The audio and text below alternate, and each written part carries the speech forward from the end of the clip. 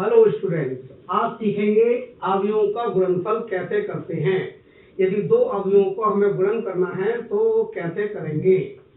देखिए, पहले आपको बता दें कि दो अवयवों का गुणन केवल और केवल तभी हो सकता है जब, जैसे दो अवयव मान लो ए और बी है, तो ए में स्तंभों की संख्या और बी में पंक्तियों की संख्या दोनों यदि बराबर है तब तो गुणन होगा, अदरवाइज गुणन ही नहीं होगा। जैसे मान लो क्या है, ए कोई मैट्रिक्स है और बी कोई मैट्रिक्स है, आपको इन दोनों का गुणा करना है। तो अगर मान लो ए का जो क्रम है वो मान लो m/n। देखिए m/n का मतलब ये होता है कि m तो उसमें पंक्तियों की संख्या है और n उसमें स्तंभों की संख्या है। पंक्तियों को इंग्लिश में रो कहते हैं और स्तंभों को इंग्लिश में कॉलम कहते हैं। यानी ये नंबर ऑफ रोज है और ये नंबर ऑफ कॉलम्स है। अब ध्यान रखिए कि जब भी हम ऑर्डर लिखते हैं, क्रम लिखते हैं, तो पहली वाली जो पहला वाला लेटर होता है वो पंक्तियों को प्रदर्शित करता है और जो दूसरा वाला लेटर होता है वो स्तंभों को प्रदर्शित करता है। और बी कोई दूसरा अवयव है, इसका जो क्रम है वो मान लो कि n गुणा p है, इसको हम n/p पढ़ते हैं, m/n n/p। तो इनमें आप देखो ये बीच की दोनों चीजें कॉमन आपको दिख रही होंगी, तो ये दोनों कॉमन तो हैं। जब ये दोनों कॉमन होंगी तभी इनकी गुणा होगी। और दोनों कॉमन का मतलब ये है कि ये जो वाला n है, ये वाला n, ये आव्यूह a में स्तंभों की संख्या है और ये वाला जो n है ये आव्यूह b में पंक्तियों की संख्या है। तो इनकी गुणा तो हो सकती है। अब गुणा होने के बाद जो आपका प्रोडक्ट आएगा, यानी जो गुणन आएगा, उसका ऑर्डर क्या होगा, उसका क्रम क्या होगा। तो यहाँ पर m बचा, एक कॉमन मानों को छोड़ दो तो m और p बचा, तो इसका जो ऑर्डर होगा वो m/p होगा। यानी इन दोनों की गुणा करके जो हमें नई मैट्रिक्स मिलेगी, नया जो आव्यूह मिलेगा, उनका जो ऑर्डर है वो m/p होगा। अगर ये दोनों चीजें समान नहीं है तो गुणा संभव नहीं है। तो ये बात हुई गुणा की। अब मान लो कोई दो मैट्रिक्स अपनी तरफ से मान ले रहे हैं और उनकी गुणा करके दिखाते हैं आपको कि कैसे गुणा होगी, क्योंकि गुणा करने में भी एक रूल है इसका कि गुणा जो होती है हमेशा रो वाइज कॉलम होती है। रो वाइज कॉलम का मतलब क्या है मैं अभी आपको समझाऊंगा कि पंक्तियों की स्तंभों से होती है, कैसे होती है ये आप समझना। देखो अपनी तरफ से मान ले रहे हैं, माना ए कोई आव्यूह है और इसका क्रम जैसे ऐसे करते हैं, इसमें हम अवयव मानते हैं a11 a12 a13 a21 a22 a23। अब आप देखो ये मैंने क्या चीज कंसिडर की है, इसका क्रम क्या होगा। इसमें आप देखिए रो होती है ये वाली क्षैतिज वाली, ये दो रो है इसमें, यानी पंक्तियां दो हैं और ये स्तंभ है, खड़े वाले स्तंभ होते हैं 1 2 3, ये तीन स्तंभ है इसमें और दो पंक्तियां हैं, तो इसलिए इसका क्रम होगा 2 गुणा 3, ये इसका क्रम हो गया। अब एक आव्यूह में और मान रहा हूं अभी तरफ से b11 b12 b21 b22 और b31 b32। इसका क्रम क्या होना चाहिए। अब आप देखो पहले इसमें पंक्तियां कितनी है 1 2 3 और कॉलम यानी स्तंभ कितने हैं 2, तो इसका क्रम हुआ 3/2 3/2 हो गया इसका। अब आप देखिए ये मैंने ऐसे क्यों लिए है, यहाँ पर देखिए इसका क्रम तो 2/3 है और इसका जो क्रम है वो 3/2 है। अब बीच की दोनों चीजें मैंने जानबूझ के कॉमन ली है, यानी इनकी गुणा करके दिखानी है तो गुणा हो सकती है। और गुणा होकर जो नई मैट्रिक्स आएगी आपकी, जो नया आव्यूह आएगा उसका क्रम क्या होना चाहिए, उसका होना चाहिए 2/2, क्योंकि बीच वाले कॉमन छोड़ दो। तो अभी आप देखना, अभी मैं गुणा करके दिखाऊंगा आपको, जो नई मैट्रिक्स आएगी उसका जो क्रम होगा वो 2/2 होगा। अब देखो एक बात और देखिए, ये मैंने स्टैटिक क्यों लिखी है 1 2 ये सफिक्स कहलाते हैं। ये एक के सफिक्स में 2 नंबर लिखे हैं मैंने, हर एक में 2 नंबर है। पहले तो आपको बता दें कि इनको हम इस आव्यूह के अवयव कहेंगे, ये सब अवयव कहलाते हैं। अवयव को इंग्लिश में एलिमेंट कहते हैं, ये सब एलिमेंट है आव्यूह ए के।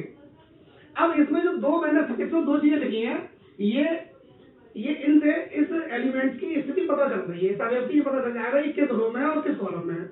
आप देखिए जैसे मान लो 1 3 है, 1 3 का मतलब है कि ये वाला जो अवयव है वो पहली रो में है और तीसरे स्तंभ में है, यानी पहला जो सफिक्स है वो रो को प्रदर्शित कर रहा है, यानी पंक्ति को प्रदर्शित कर रहा है, और जो दूसरा सफिक्स है वो कॉलम अर्थात ये वाला जो अवयव है ये पहली रो में है और पहले कॉलम में है, ये वाला पहली रो में है सेकंड कॉलम में है, ये वाला पहली रो में और थर्ड कॉलम में। आप देखो ये पहली रो है और पहला ही कॉलम है, ये रो तो पहले में ही है लेकिन कॉलम इसका दूसरा हो गया, 1 2 हो गया। ये रो तो पहली है लेकिन कॉलम तीसरा हो गया। अब देखिए 2 1, 2 1 का मतलब है कि दूसरी रो में है और पहले कॉलम में है। तो देखो ये दूसरी रो है और कॉलम पहला ही है। इस तरह से आपको ये संयुक्त में लिखने का कारण सिर्फ यही है, इससे आपको ये पता चल जाता है कि कौन सा अवयव किस पंक्ति में है और किस स्तंभ में है, किस रो में है या किस कॉलम में है। ऐसे हमने इस्तेमाल किया, ए में हमने स्मॉल ले लिया और बी में हमने स्मॉल भी ले लिया अवयव, इस तरह से। तो अब इनके हम गुणा करके दिखाते हैं आपको। ए बी,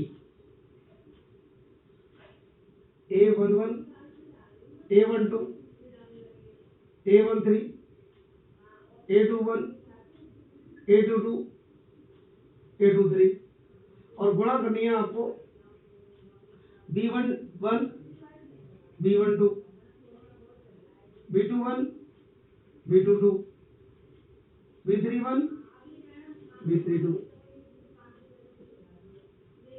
अब देखिए आप इनकी गुणा हम कैसे करेंगे, ये बहुत समझने की चीज है।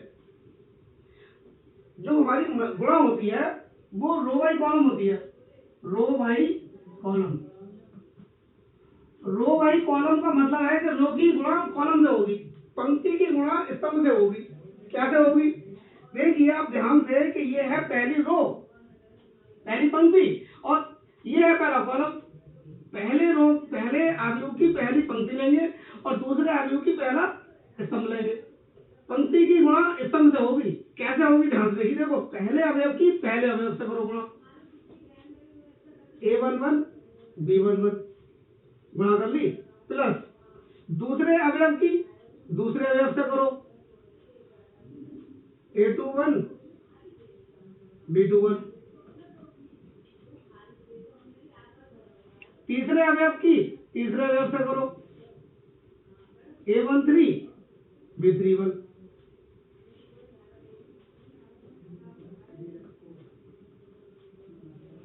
तो पहली रो के तीनों अवयव की पहले कॉलम के तीनों अवयव से गुणा करिए संगत, पहले एलिमेंट की पहले एलिमेंट से, दूसरे की दूसरे से, तीसरे की तीसरे से, लेकिन रो की कॉलम से। अब आपने पहले रो की पहले कॉलम से कर ली, अब आप इसी रो की दूसरे कॉलम से करो, इसी रो की दूसरे कॉलम से। रो की कॉलम से होगी गुणा, तो रो की कॉलम से नहीं है। अब मैं पहली रो की दूसरे कॉलम से कर रहा हूं। देखिए A1 1 की करेंगे B1 2 से, A1 1, B1 2। अब A1 2 की करेंगे B2 2 से,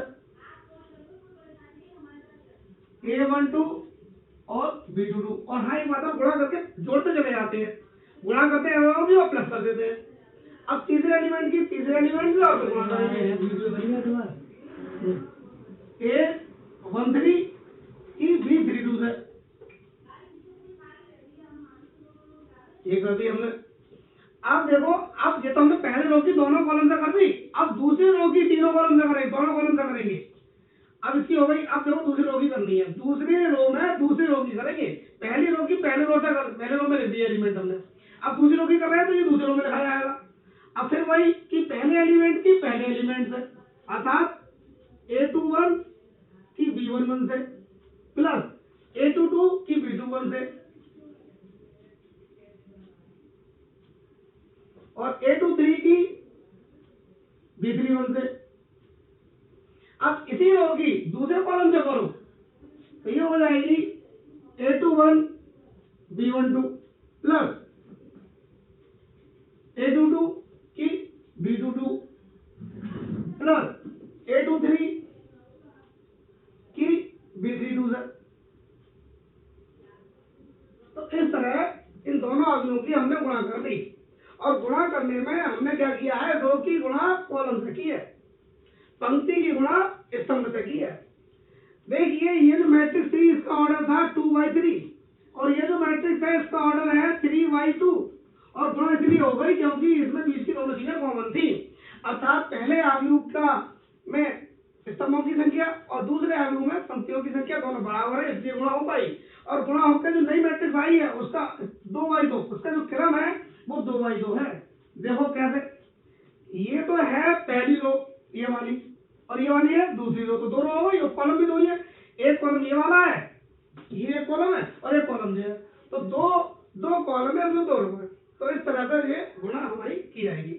अब बात करेंगे इसकी प्रॉपर्टीज की, तो अगली वीडियो में आपको इसकी प्रॉपर्टीज बताएंगे। Thank you very much.